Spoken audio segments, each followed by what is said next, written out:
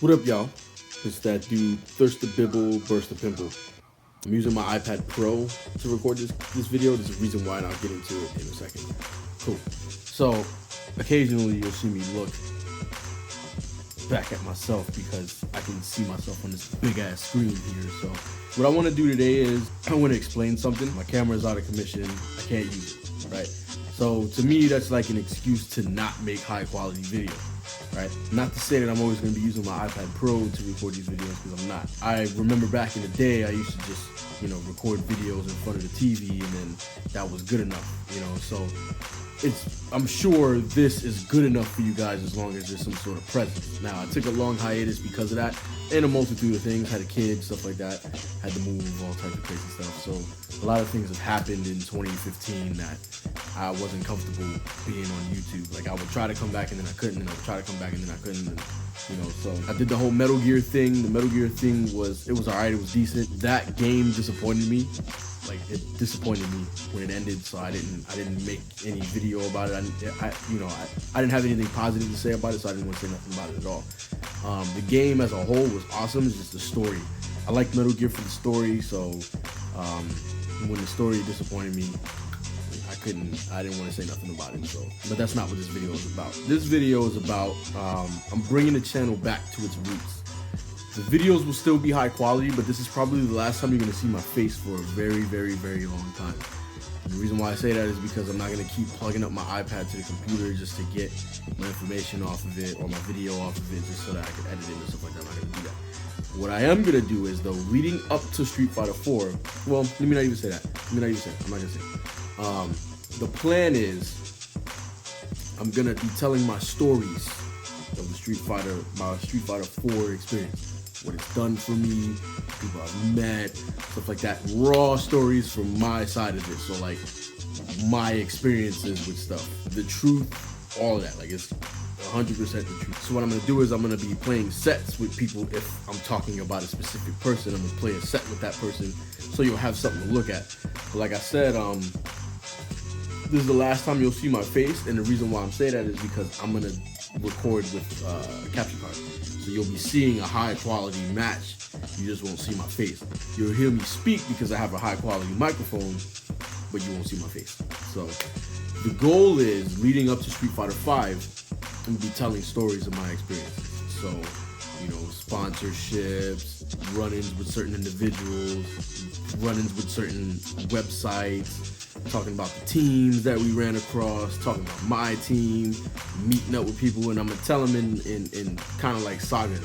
It's not gonna be a daily thing. It'll be like every other day or whenever I remember like a story, but it'll lead up into Street Fighter 5. I want to bring my channel back to its roots. Like back then, people loved me for the Street Fighter. They loved me for the controversy. They loved me because I said what I wanted to say. And then I did the WTF videos. The camera wasn't good. Like, I feel like my WTFs went off course because I was so worried about the quality of it, and I just kind of like botched it. So my channel now is gonna always be games and WTFs. Now, when I say games, I mean I'm still gonna be doing reviews, but it's not the main focus of my channel.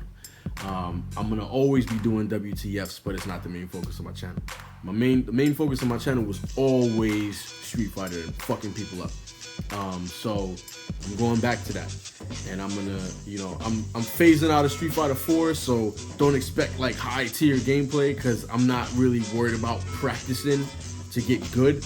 Because after 5 launches, I'm never playing 4 again, unless it's like casually somebody comes over to the house and we're playing Street Fighter 4. But I'm never gonna play it again after 5 launches. So I just entered my last tournament for it the other day and did horrible. So like, I'm not even trying to be like some high tier shit, but I am gonna play. I'm gonna try to play at my best. But I'm not gonna be trying to learn more shit. I'm not gonna be in a lab or whatever. So if I'm telling you a story, and nobody that we know is in it, or I can't get in contact with that person, it'll just probably be ranked matches or random endless matches. But if I'm telling a story and a person is in it, I'm gonna try to contact that person so I can do a set with them. So you'll be watching the set, and then you'll be hearing me speak about it. Not the set, you'll hear me tell the story. So leading up until 5, and then hopefully by the time 5 comes out, I'll have a good camera, because it's a camera I have my eye on, but it's really expensive at the moment, and I'm trying not to just jump in and impulse buy it.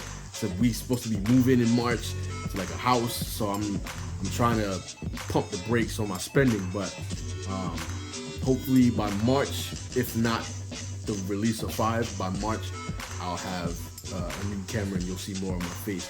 So WTFs are gonna be put on hold. I do want to talk about the new Street Fighter live action coming out, so I'm gonna be talking about that too. But that's more for when I get a camera. But so yeah, hopefully you guys enjoy this series. I'm gonna be putting a lot of work into it, because I do want to tell my story. Like, I really want to tell my story.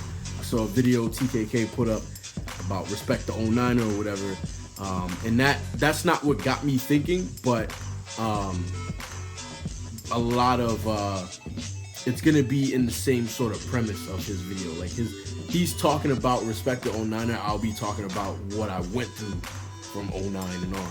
You know what I'm saying? So shout outs to him. You should check that video out. That video is a spectacular video. Like, it's the way, like, he gets his point across, and it's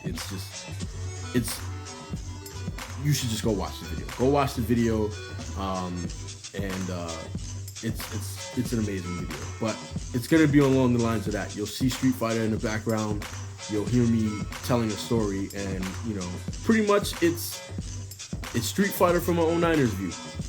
You know, it's YouTube from an 09ers view. So these videos are never gonna be. Depends on the story. The video might be 10 minutes. There's not gonna always be this sort of intro on it. I just wanted you guys to know what was going on before I went into it. I'll probably have this particular clip in the first 3 videos of the Street Fighter, so people know what I'm talking about before they get into the video. And then after that, from then on, this clip won't be there anymore. So videos could be anywhere from 10 to 30 minutes. The point is, you can watch the set as well, but you don't have to watch the set. You can put it down, go watch some disses or something on your way to work, listen to it. You don't actually have to watch it. I just want to get my story out and explain how things were. And I'm one of the most controversial people in the YouTube Street Fighter community. Like, people watch Low Tier God, but like, they should know about me, like what it used to be back in the day. I started a lot of this shit on this YouTube thing, so you know, I'm hoping you guys will enjoy the series, and let's get into it. Alright, so here's how it goes. I've been competing since I was about, or let's go by years. It's about like 2005 to 2006, right? My first competitive game was probably Third Strike. Most likely it was Third Strike. I played Third Strike and I played CVS 2 for a while. There was this arcade in Willowbrook Mall, New Jersey, and this is where I used to go, and I used to like play people and stuff like that. So I met my boy Infilltr8 back in 2004 or 5, I want to say. We went to school together, and we just been boys since then. A few of you probably remember him from when he was doing YouTube videos as well, but he was like my shadow, you know what I'm saying? Not in a negative way. Like, we was just always with each other, you know what I mean? And we was always playing games together and shit. Now, the funny thing about Infilltr8 is he didn't actually know how to play Capcom vs. SNK2, and he was bad at Third Strike. And the reason why I say he don't know is because he used to play with EX grooves, and I was like, yo, that's that scrub shit. Whoever plays with EX grooves is that scrubby shit. You know how when you beat the game or whatever, and you can get those EX grooves, and then you can do like chain combos and shit like that? Yeah, that's scrub shit. You can't do none of that shit in the tournaments or whatever, but you know, they decided that shit was hot. But once I put him on to how you really played, that nigga was butt. So he's probably looking at this shit like, yo, this nigga, he stayed talking shit. But anyway, so yeah, I was competing since about 2005 to 2006, right? And I didn't really get into it, which is weird, strangely enough, until about when DOA 4 came out, when the Xbox 360 launched, because I played that a lot. The thing is I was only able to play it out online because there was no real scene for it, at least in Jersey. And if there was a scene in Jersey, I didn't know about it. But as far as like doing tournaments and stuff like that, my first few tournaments was in New Jersey for Third Strike. I didn't enter any tournaments for Capcom vs. SK2, but I was in a lot of tournaments for Third Strike. And the funny thing is a lot of people never noticed me. Like, nobody ever noticed me and what I was doing and what I was capable of. Like, that's the funniest shit ever. I never get over that. Like, how Street Fighter 4 is what people know me for. They like, people don't know me for Street Fighter Third Strike, you know, and that's fine, you know, because I wouldn't necessarily say I was even that good at it. You know what I'm saying? Anybody with you know, with some skill would be able to, you know, either go hand in hand with me or either body me. You know what I'm saying? So, like I said, I mean, I learned how to. There's a video floating around where I got interviewed or whatever, and I told people that I learned how to do the Raging Demon in an arcade. You know what I'm saying? So, a lot of my training came from the arcades and shit. So if I didn't have time to go to an arcade, there was no way that I was even be able to even play in it. But anyway, so the point is, I've been playing for a while, so I'm not technically an 09er, but I'll accept the 09er tag because that's the only way people know me. They only know me from 09. So the topic I want to talk about today is, you know, pretty much how I got into it. So, like I was saying, I knew Infilltr8 since we went to school together. I found out about him because he kicked somebody through a window. He was big into Taekwondo or whatever, and he kicked somebody through a window, which was the dumbest shit I ever heard. Like, how you fucking kick somebody out of a window? But ever since then, you know, we've been chill. So I told him that I don't remember who I heard it from, but I heard in Chinatown Fair they had Street Fighter 4 in the arcades. Now, the funny thing about Street Fighter 4 is I didn't know about it until I came home from the military, because I left to the military, which is when I stopped playing competitively. I went to the military in 2007, like May of 2007, I went to the military. And when I came back, there was an Electronic Gaming Monthly magazine with Ryu on the cover. It was like a blue cover, and it had Ryu on it. And that was the first time I heard, because I was like dead to the world in the military. And that was the first time I heard of Street Fighter 4. So I get the magazine, and I'm learning about this shit. I'm like, yo, what the fuck? So I'm talking to him about it when I finally settled. I'm back in work and shit like that. I'm finally settled. I'm home. I'm talking to him about it, and I don't remember how I found out, but I found out that they had it in the arcade in 2008. So we go to the arcade or whatever, and we're like, I'm absolutely mesmerized by this game. I'm like, yo, the graphics is crazy. They got all the characters in it. Like, shit is ridiculous. Like, it was ridiculous. Like, I was like excited. I was immediately impressed when I got my hands on it the first time. So my main character was was fucking Sakura at first, and then it was Ken, and then I made my way back home to Chun. But I'm like jumping all over the place. But anyway, so we playing in the arcades and shit, and I remember I ended up leaving. Worked at Blockbuster. I ended up leaving Blockbuster and going to Hot Topic. And I remember like waiting for this game to come out. And then if you go to Willowbrook Mall, where the Hot Topic is, it's upstairs, and the GameStop is downstairs, and that's where I reserved my limited edition Street Fighter 4. The funny thing is, I didn't have a stick, I didn't have nothing. So I saved up my little bit of money that I was making from Hot Topic. I didn't have no kids, I wasn't married, you know what I'm saying? So I saved up my little bit of money. I took my ass downstairs. I bought me a stick. I bought the game, and I bought I think I bought a faceplate for the Xbox and some shit like that. Like, I bought a bunch of shit that day, and just sat there and practiced. Like, I just did mad practicing. So Infilltr8 and I, we finally link up or whatever, and you know, I don't want to toot my own horn or whatever, but I feel like I was always, if I was better than him, I was always a little bit better than him. You know what I'm saying? Like, if we were not equal, I was always a little bit better. And I think the reason why is because I was always traveling. I was always going to tournaments. I was always going to sessions. I was always hosting sessions. You know what I'm saying? So, the way the whole YouTube thing came about is I was playing Gears of War 2. Was it 2? I think it was 2. I was playing Gears of War 2 competitively, like in MLG and everything like that. And I had a team with me, and we're a bunch of choke artists. So we went to this MLG shit, and we get bodied. We out of the tournament, 0-2. We get raped. We lost to like a bunch of grandparents. Like, shit was ridiculous. Like, we lost the first game legit. The second game, we just got bodied by a bunch of grandparents. We were not prepared at all for that shit. And at that point, I knew I'm not supposed to be playing these fucking multiplayer shooters. I knew I wasn't supposed to do it. I knew I was supposed to be playing, you know, fighters. Like, I need to be able to focus on myself and not have a team and shit. So, and we were playing Gears 2 for a while competitively. Like, Gears 2 was like our shit for a while. But anyway, So we fucking around at this MLG shit. So I'm out of the tournament. We all out of the tournament. So we walking around or whatever. So Justin Wong, Justin Wong's sitting at this hot dog booth.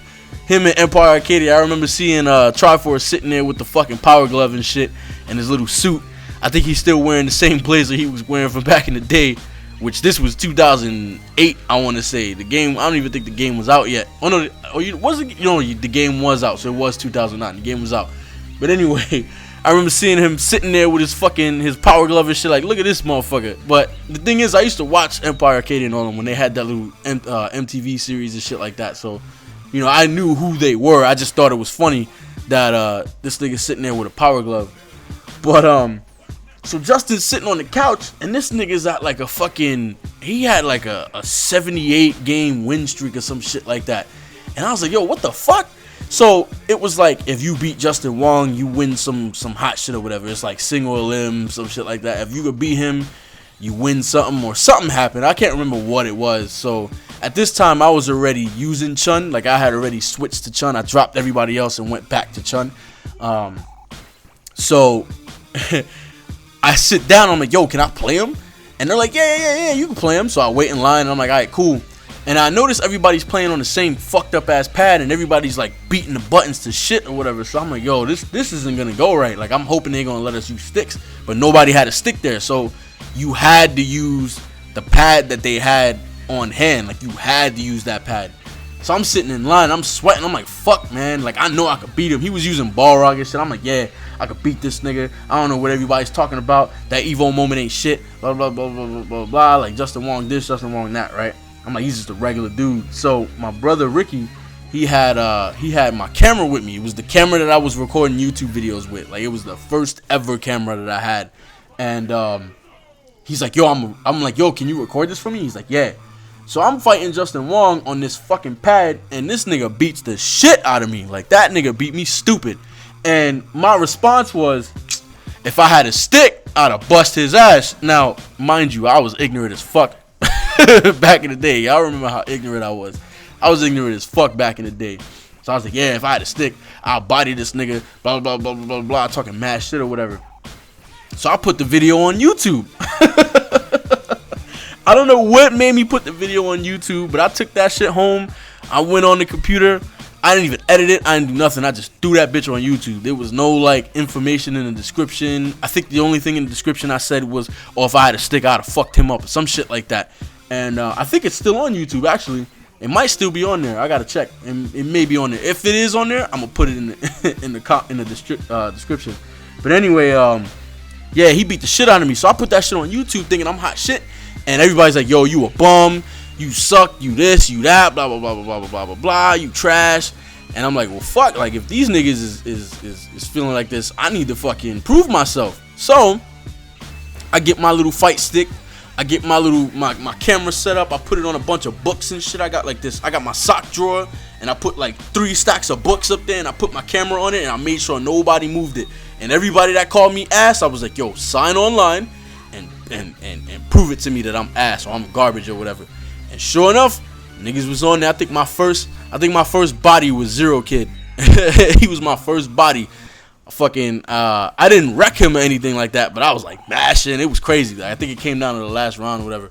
And I beat him. And everybody since like would be like, yo, you trash, you this, you that. And I'm like, all right, prove it. And they would get on there, and I would fuck them up, and I was just getting content. I was getting video after video after video of me just fucking up niggas in the comment section. So and that's really how it all began for me as far as like the Street Fighter 4 YouTube community. It really just happened on a whim. I just so happened to be in MLG. I just so happened to see Justin Wong, and I just so happened to sit down and just so happened to have my camera with me. It all just kind of fell into place. So, you know, when motherfuckers was like, oh, you trash and shit, I'm like, oh, I'm trash? Well, sign online so I can show you.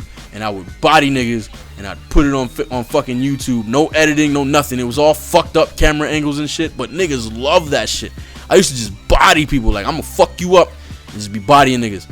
And, you know, it all started from there. And then the reason why I bring up Infilltr8 is because after we started to get good and shit, we started to travel to New York and back, and New York and back, and then I used to go to different arcades in New Jersey and stuff like that, and I ended up becoming really good at the game.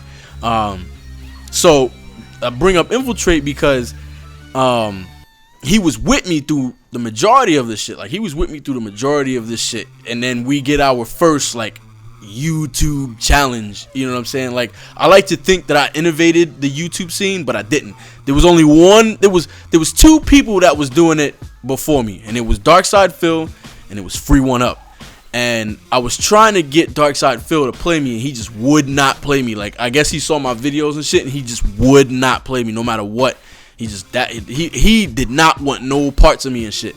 So Infilltr8 and I, we sitting here hungry, like we want to fuck people up. He's like, yo, we got to do something. We gotta contact these motherfuckers, because we beating these lames on Xbox and shit like that, and PlayStation. We just beating these motherfuckers, and we ain't getting nothing out of it. So he was like, yo, we gotta step our shit up. And that's when it all happened. I hit up Free1Up and was like, yo, you running this shit on PlayStation, I'm running this shit on Xbox. Like, what you gonna do? Like, I feel like I was one of the best on Xbox, he was one of the best on the PlayStation. And I'm like, yo, I'm trying to do this. You trying to fight or what? Like, what's going down? Like, we doing this or what? Called his ass out, and shit is history from there. But like I was saying, I feel like I innovated a lot of this YouTube shit. I definitely wasn't the first, but I feel like I innovated a lot when it came to the Street Fighter aspect of it, like challenging people, uploading it. You know what I'm saying? I believe I was the first person to challenge somebody as far as the Street Fighter goes. Like, I'm not sure if that's the case, because I kind of just came out of nowhere, but as far as I know, I was the first person to challenge somebody on YouTube and like upload it and have like sets and shit like that, which caused this like whole shit. Like, the Swagger showed up, fucking A-Train showed up, fucking this Alvarez showed up. Like, there's so many people that came from just that one Free1Up challenge that it's ridiculous. K-Brad actually hit me up when I was doing the Free1Up thing, because if you ask him, which I'll probably have him on one of these videos tell you about it, that motherfucker did not like me. He did not like me because I was talking shit about Free1Up, and he was trying to watch me get my ass beat, and the rest is history. So the next episode is definitely about to be about my encounter with Free1Up, because I don't think that those videos are on YouTube anymore. So if they not, I'm gonna talk about it. I'm gonna give you my perspective and my side on the whole Free1Up shit. So, but in the background is Infilltr8. Thanks for playing, bro. Good games, and I'll see you guys in the next story. All right, peace.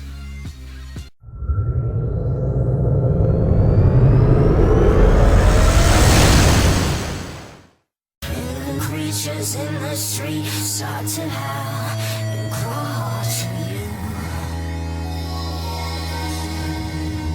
You're just an animal, and your hands are for a damn good price.